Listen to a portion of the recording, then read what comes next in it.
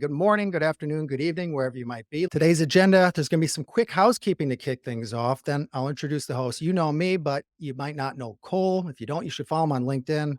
I think you'll be happy he came to this. He's got some great stuff to say. Then we're going to get into those 7 tips. There'll be great tips if you're new to this 101 level stuff to get you started. And then Cole's going to be covering some 201 stuff if you want to get your setup to be A plus and perfect. I'm going to show you how to implement some of these in Apollo. I'll walk you through it live. And we're leaving enough time for Q&A. Welcome to 7 Ways to Avoid the Spam Folder. This is an Apollo webinar hosted by Apollo, sponsored by Apollo, the only end-to-end sales engine in the world. Today, we've got somebody much smarter about this, a subject matter expert, Cole Dambra, head of marketing automation here at Apollo. He sent lots of emails. He can go really deep in this. He's going to be doing some of the 201 level stuff here, and I'm excited to have him here. We're going to be covering email deliverability. We got 7 tips. Good if you're solopreneur, small business, 101 level, all the way up to advanced stuff. So let's get into it. Cole's here. Thank you for joining us, Cole. We did an email deliverability webinar earlier in the year, and we talked about the updates coming from Google and Yahoo. Not all of them were in place then, but we had mentioned that they were indicating that those were going to be in place and finalized by June 2024. And Cole, is that correct? Have you been paying attention to that? Did anything change from what we told people earlier in the year? No, and with large ESPs like Google, Yahoo, Outlook, Microsoft as well, this is the first time that they're giving us a view into the black box that is email deliverability and how they see emails coming into their services because they're the receiving ESPs of a large percentage of it. For B2B, depends on your audience, but Google is number one by an order of magnitude. So the rollout was a little slow. They were saying, hey, this is coming out at this date. And then maybe we didn't see the actual effects of it until July, maybe beginning of August. But yes, I feel very confident that what they have communicated to us is now the law of the land for email deliverability. Okay. So it sounds like they've all been instituted. And if you haven't seen that, there's additional for bulk senders. You have to have all 3 of these, but everybody had to have email authentication, the reduced spam rate, and the top number there is 0.3%. That's really where it becomes catastrophic. You don't want to be anywhere close to 0.3%. Really, you need to be below at 0.1% or below. And then one click unsubscribe is only for those categorized as bulk senders by Google, right, Cole? Yeah. The update came out in like December, January. They said it, but then they said they weren't going to start enforcing those updates until around June. So it's still the same updates. And again, in the way I view it is they were always looking for these things. You always needed DMARC, DKIM, SPF. You wanted to have a low spam rate, but now it's actually what's happening. Gotcha. And this seems to be, they've been making these changes, making these updates, pushing us to institute these things. And my guess, and I hear from folks, it's only getting harder. And there's some expectation that that'll continue. And I know that Cole, you're going to talk a little bit about why this was happening here. Yeah, absolutely. So the last couple of years, the number of outbound emails being sent out has exploded, and that's a couple of factors. One of the big ones is that there's a lot of amazing companies that are making it much easier to send a larger number of automated outbound emails, as well as personalization. But because of that, the number goes way up. So now ESPs, email service providers, are treating them differently, putting them in the spam folder a little bit more. And then also from an emotional standpoint or psychological standpoint, for a better word, people are just opening them less because they're getting more of. So, number of emails goes up, number of opens and response rates are dropping. Here at Apollo, we're building incredible content with webinars like this and master classes on how to do better outbound. But if your super personalized and thoughtful message is getting caught in the spam folder, it doesn't matter. You're never going to be successful and you're not going to build that pipeline from outbound. Gotcha. And I think you're mentioning that when we look at this and it's not going away, I think you had a highlight. There's a lot of folks saying they're just going to send it because when your ratios are worse and it's getting harder to get in the inbox, there's a lot of people that just decide, I'm going to send even more. If I'm getting less inboxes, I'm just going to send more and more and more. And then it compounds the problem. And then they have to make new rules. So It's a challenge now for a lot of folk, pretty much everybody. If you send outbound emails, you pretty much need to make this your number one priority. There's a lot of folks when I do a lot of survey calls. I try to chat with sales leaders. There's a lot of folks that are almost 100% reliant on cold email for their funnel, or it's at least, very least, the base of their pyramid. It's instrumental to everything else that comes downstream. Everything else is complementary to it. So outbound emails, getting in the inbox, it has to be a priority. Number one, maybe 1A. I'd say if you're not doing cold calls, make that 1B. So let's get into it. Let's cover the 7 tips so that you can improve getting in the inbox, reducing how you're getting labeled as spam, and start making an impact. So the 7 tips we're going to cover today is configuring your domain, building maturity, warming and ramping your inboxes. I think you'll find that interesting, something new there. Configuring your inbox and setting limits to look like a human. And I'll have something from the Google documentation on that one, actual highlights directly from the documentation. Subdomain tracking, and the fourth one, using verified emails, having clean data. Our fifth one, creating multiple variations, and six, and how to get feedback optimized from there in number 7. So let's get to it. Step 1, configure your domains correctly.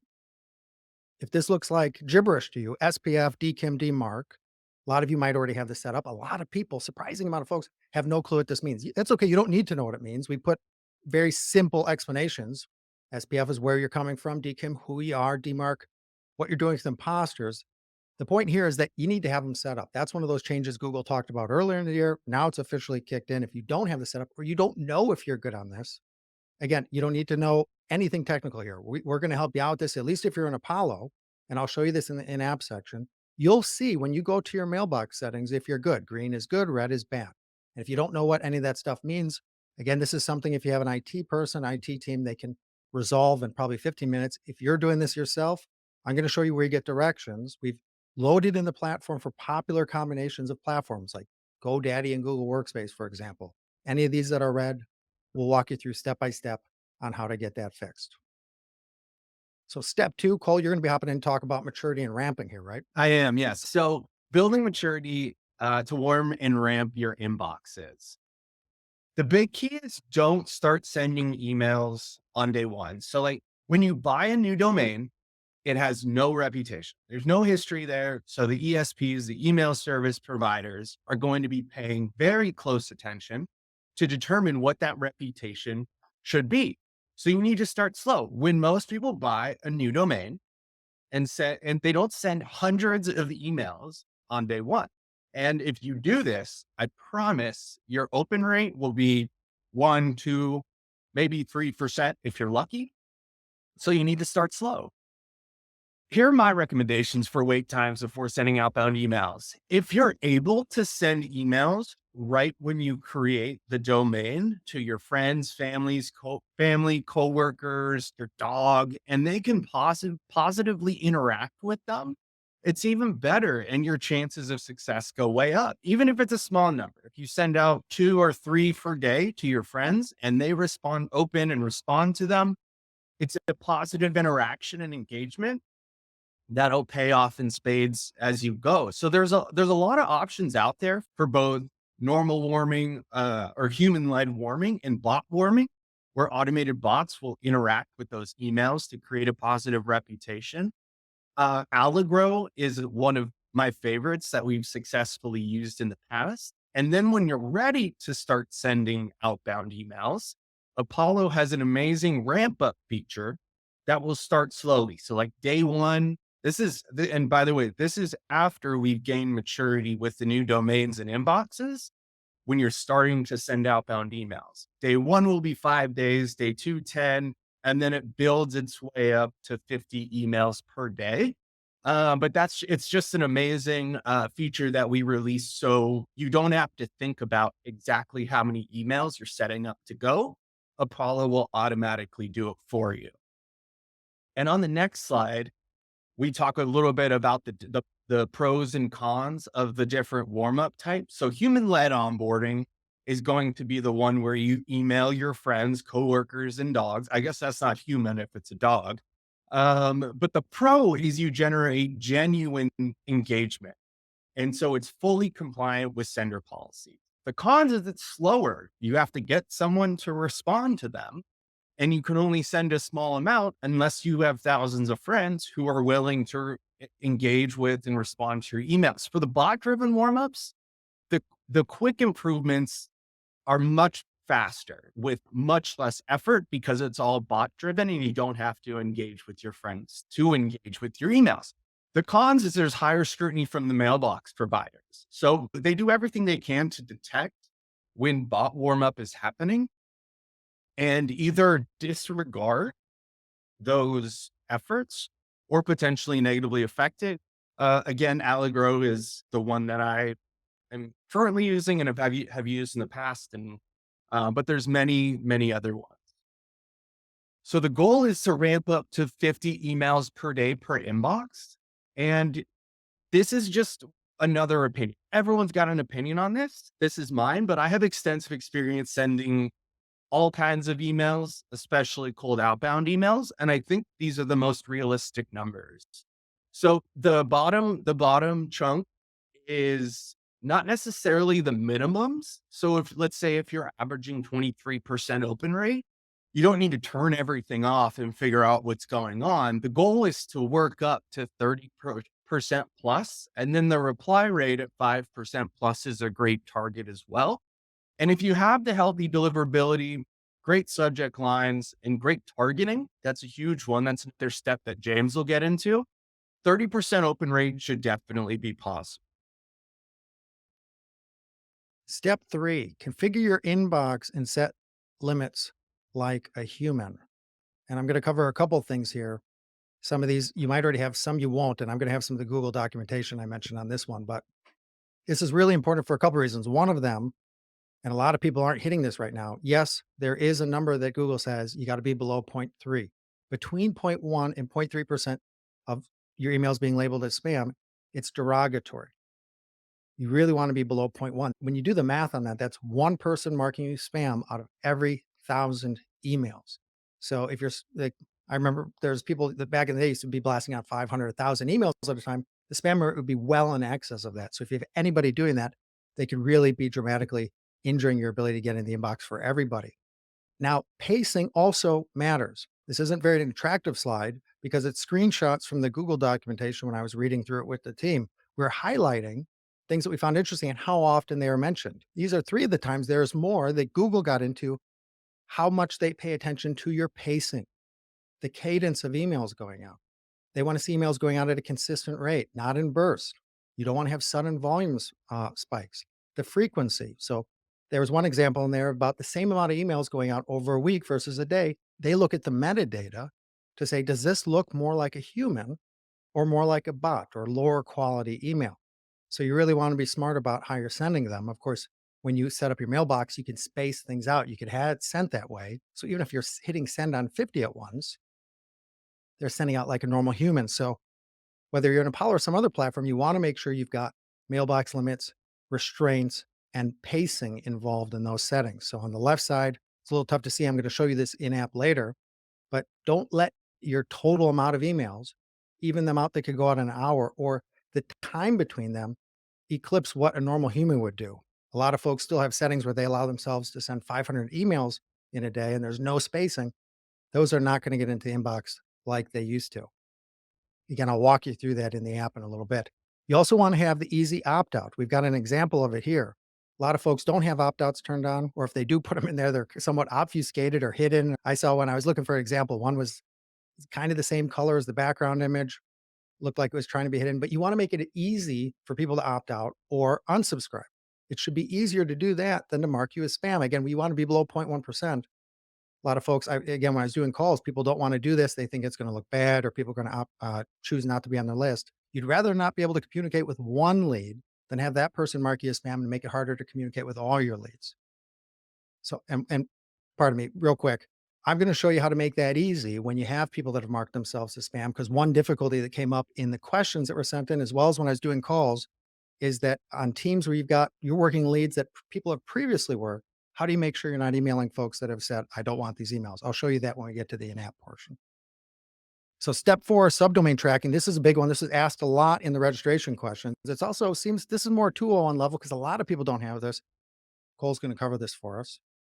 Yeah, absolutely. So 201 level, this is where I really thrive. And this is where you're going to really thrive if you can get those advanced tactics down. with cold email, you're going to have a lot more success because you're doing more than the average sender. Um, so you'll have more success. So subdomain tracking. So what is it? This is a visual graphic that kind of helps you understand.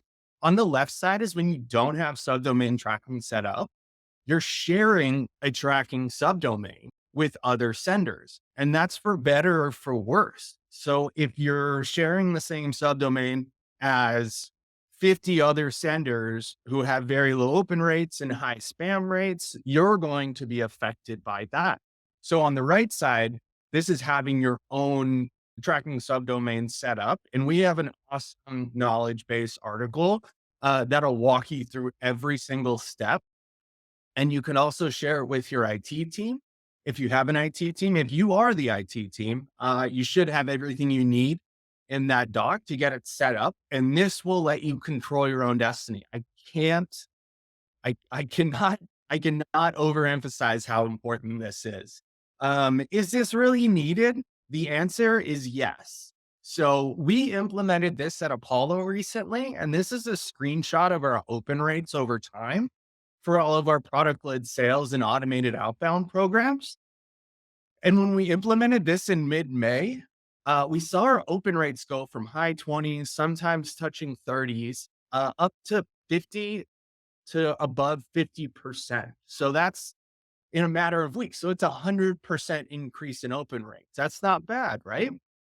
It took between 20 and 30 minutes between me and someone on our IT team to get this set up. But again, it's going to let you control your own destiny. And I've seen a couple messages in the chat about open rate tracking being quote unquote dead now. It's a very hot debate.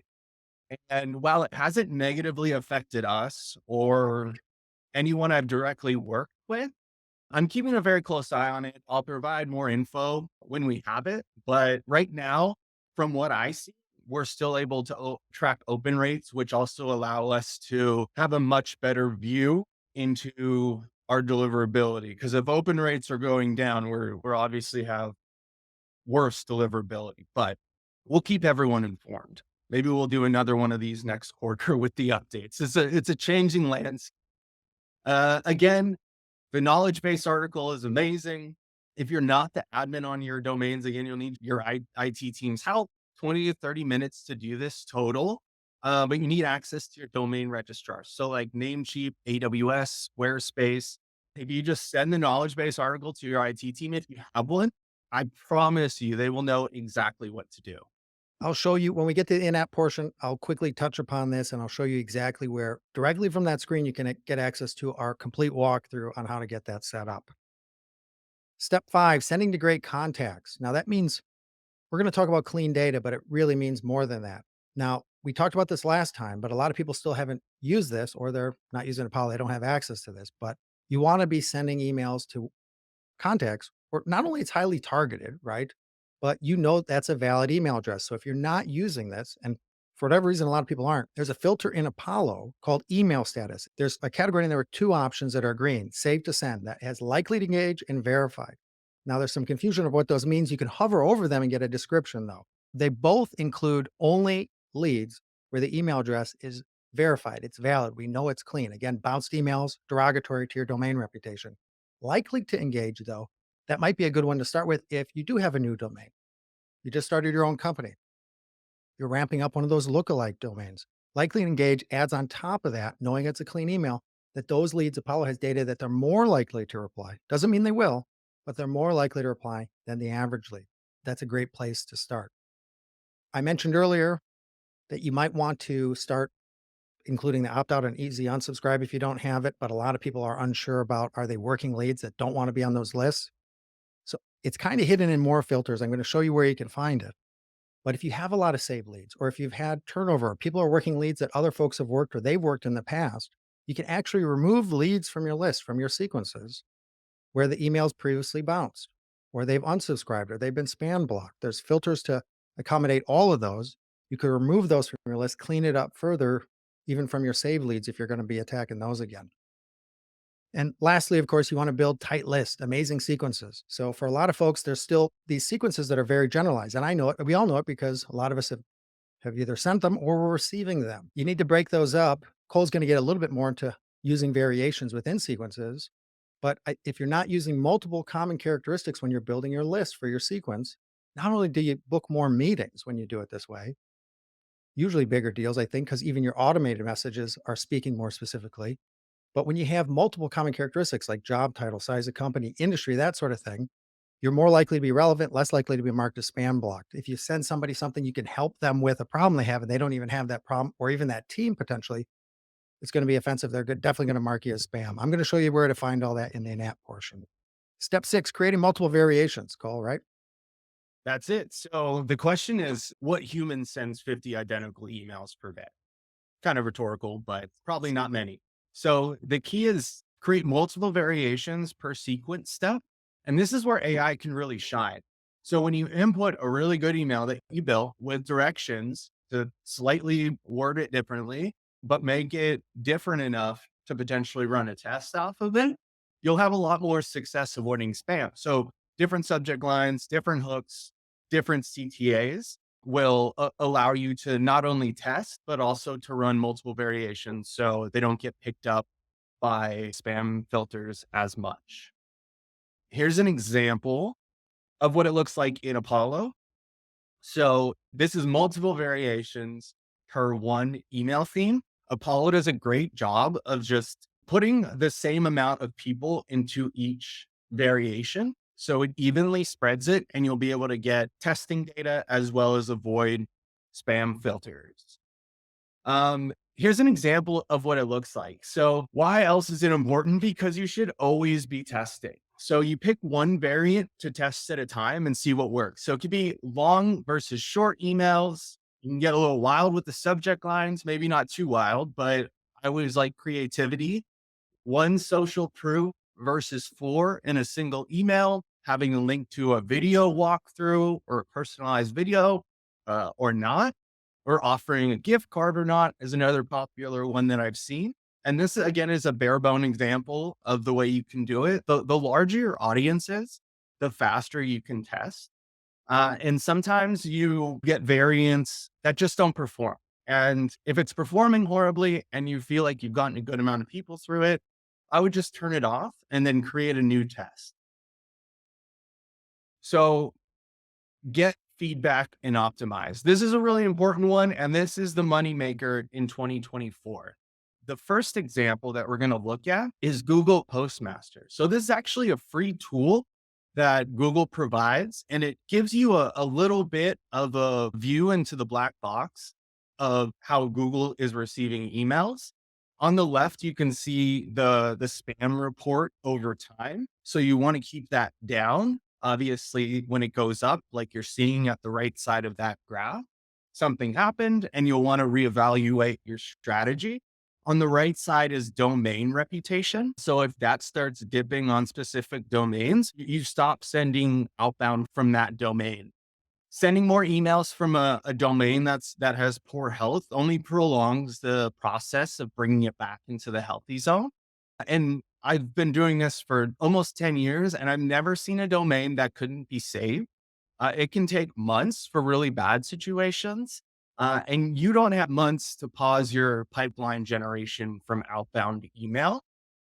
So when you start seeing those signals of negative interaction, you want to reevaluate and kind of take a breather until it's back. Apollo does a really, really good job of being able to visualize and frame this data any way you want in our analytics suite. So you can watch the ebbs and flows of open rates, bounce rates, and emails being blocked by spam. So spam blocked emails is a great one to watch. If that starts spiking, you know something's wrong. Another one is using a third party. So this is an example from Allegro, and there's a lot of other inbox placement vendors like Inbox Monster or Glock apps. I would highly recommend doing some form of placement testing so you know where it lands. Most of those providers have you sending emails to a seed list, a B2B inbox, or B2C if you're a B2C company, and they'll give you feedback on where it's landing, whether that's in the primary tab or spam or the bulk, like promotions. You can also use DMARC report monitoring. We use Valley Mail here, but that just gives you feedback from when you have DMARC set up, which you need. It gives you like a feedback loop on whether your emails are being received or blocked, if SPF is failing, if DKIM's failing, stuff like that.